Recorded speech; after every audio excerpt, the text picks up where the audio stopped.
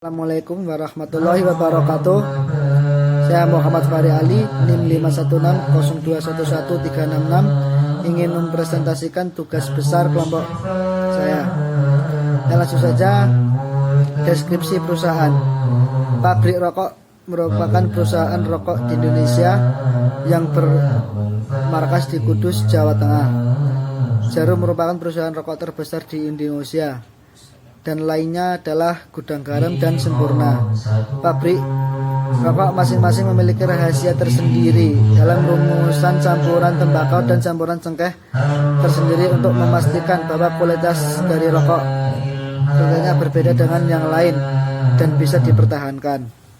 Untuk struktur organisasinya, yang pertama ada direktur utama, terus ada manajer pemasaran, manajer produksi, manajer keuangan, terus ada supervisor penjualan, ada supervisor pemasaran, ada supervisor produksi, dan staf keuangan. Terus ada sales, marketing, leader, finance, dan terakhir ada karyawan. Rancangan perekrutan perusahaan. Yang pertama ada kebutuhan tenaga kerja melalui salah satu metode ramalan. Perusahaan pabrik rokok ini menggunakan metode ramalan analisis rasio karena teknik beramalan untuk menentukan kebutuhan staf masa depan dengan menggunakan rasio. Sumber rekrutmen kita menggunakan walk-in, menggunakan orang dalam, dan terakhir perekrutan menggunakan internal. Kualifikasi untuk tiap posisi perusahaan. Untuk kualifikasi adalah hal-hal yang dipersyaratkan baik secara akademis dan teknis untuk mengisi jenjang kerja tertentu. Rancangan tahapan seleksi. Metode tes yang kami digunakan untuk calon karyawan kami yaitu untuk manajer perusahaan, manajer produksi, dan manajer keuangan, uji kemampuan kognitif, interview, tes narkoba, tes poligraf, dan kejujuran. Terus untuk supervisor penjualan, pemasaran, dan produksi, tes pencapaian, tes narkoba, interview, kemampuan tata bahasa dan komunikasi. Untuk staff dan finance, uji poligraf dan kejujuran, tes uji kemampuan kognitif khusus, tes tertulis, dan tes narkoba. Untuk marketing dan leader, kita kemampuan fisik dan tes narkoba. Untuk sales dan karyawan, tes fisik, tes motorik, menilai kepribadian dan ketertarikan. Tahapan tes merekrut karyawan. Untuk tingkat manajer, supervisor, staf keuangan, dan finance, itu ada seleksi berkas, tes tertulis, interview, pemeriksaan latar belakang, keputusan penyeleksian. Tingkatan marketing, leader, sales, dan karyawan, itu seleksi berkas, tes tertulis, interview, psikotes, tes fisik, keputusan penyeleksian.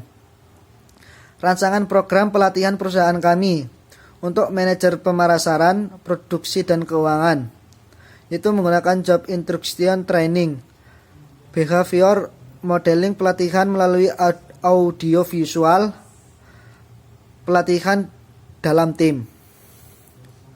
Untuk supervisor penjualan, pemasaran, dan produksi menggunakan interpersonal communication skill, pelatihan dalam tim, pelatihan otomasi. Untuk staf keuangan dan finance, behavior modeling, pembelajaran terprogram, metode perkuliahan, sama retraining. Untuk sales dan karyawan, simulasi pembelajaran dan pelatihan tim, pelatihan informal, dan OJT. Rancangan program pengembangan bagi perusahaan kami. Untuk manajer pemasaran, metode on the job training coaching. Terus untuk manajer produksi menggunakan on the job training coaching juga. Untuk manajer keuangan menggunakan metode studi kasus. Untuk supervisor penjualan menggunakan metode action learning. Untuk supervisor pemasaran menggunakan job rotation dan action e-learning. Untuk supervisor produksi job rotation dan costing.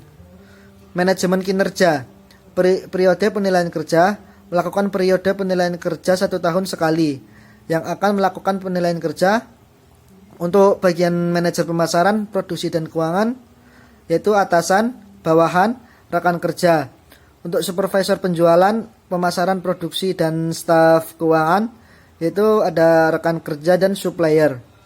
Untuk marketing dan finance, rekan kerja dan atasan. Untuk sales, leader dan karyawan, rekan kerja, atasan, konsumen. Teknik yang dipilih untuk melakukan penilaian kerja.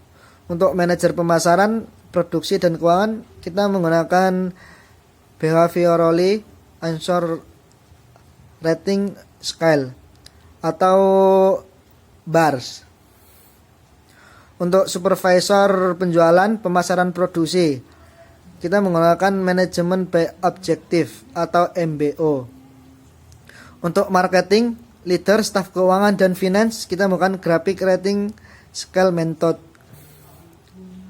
Untuk karyawan dan sales, kita menggunakan alternation ranking method.